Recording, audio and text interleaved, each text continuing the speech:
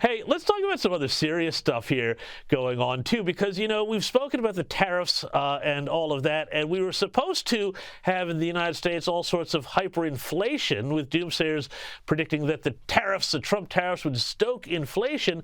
But the statistics this week revealed that the consumer price index only rose by 0.1% for the month of May, which was lower than expectations had it. Mick, what do you make of this? The tariff situation here does not seem to have created the massive depression and inflation and chaos that many people had feared and warned about when he came out and gave those Liberation Day levies on basically the entire world. Yeah, I think that's right. I think the Trump administration is applauding this, saying, "Look, we told you there'd be no inflation because of the tariffs," and it's certainly been the case. I've encouraged them both publicly and privately to sort of go easy on that. We still remains to be seen whether or not there is some inflation in the supply chain. Still remains to be seen whether or not a lot of the purchases that took place before the tariffs kicked in. A lot of retailers bought a lot of stuff in the weeks before the tariffs kicked in. In fact, our trade deficit went up dramatically about 2 months ago, and then it went down last month. So it's a little bit early, I think, on this one. Certainly, Trump is taking a victory lap because a lot of us, myself included, thought that we might see increased inflation, increased consumer prices by now. We haven't yet, and let's hope that we don't. Well, yeah, no, look, I agree with that completely, but it is interesting. You know, we were just talking about all that grandstanding by Alex Padilla. Well, other Democrats are grandstanding on this. I want to play for you an outrageous, kind of hilarious moment when, at a hearing, Democrat Congresswoman Linda Sanchez tried to play the sexism card in a congressional hearing with Treasury Secretary Scott Bessent. Have a look at this. We've already seen that prices are rising on many everyday goods. Congresswoman, please don't interrupt me. The time is mine. The time is mine. Please don't interrupt me. I will ask you questions and I will grant you an opportunity to answer them, but please don't interrupt me during my time. With pleasure. Okay, I know I'm a woman, but please try to limit yourself to answering my questions.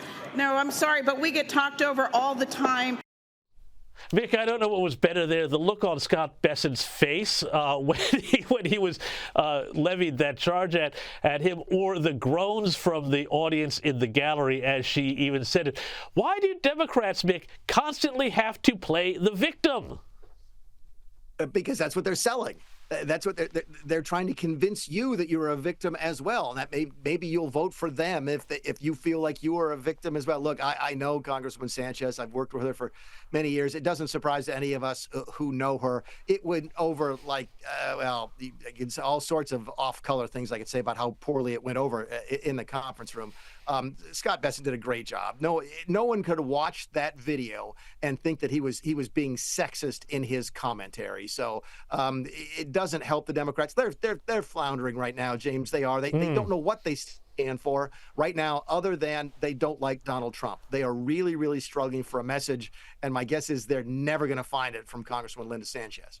Yeah, well, I think we do know, Mick, though, that the Democrats really don't like Donald Trump. They've made that pretty clear. But, hey, before I let you go, got to ask you about AUKUS, the big submarine deal.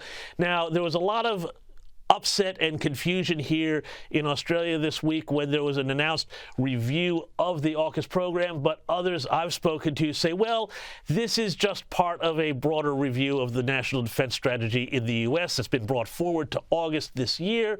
Do you think AUKUS is in jeopardy, or do you think that maybe this could be a bit of a negotiating trick by the Trump White House to get Labor and the Australian government to finally do something about our anemic defense spending here in Australia?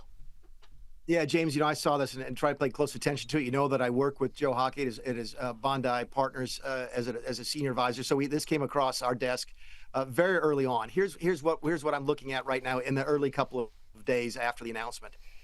This is not that at all unusual for a new administration coming in to review the policies of previous administrations. So don't forget, AUKUS came in under the Biden administration. Keir Starmer did the exact same thing, for example, in the UK. So I think, I'm a little concerned that maybe Trump is having second thoughts, and I'm a little concerned it might be leverage, but I'm not jumping to that conclusion yet because, again, this is more ordinary course of business with a new administration coming into Washington, D.C.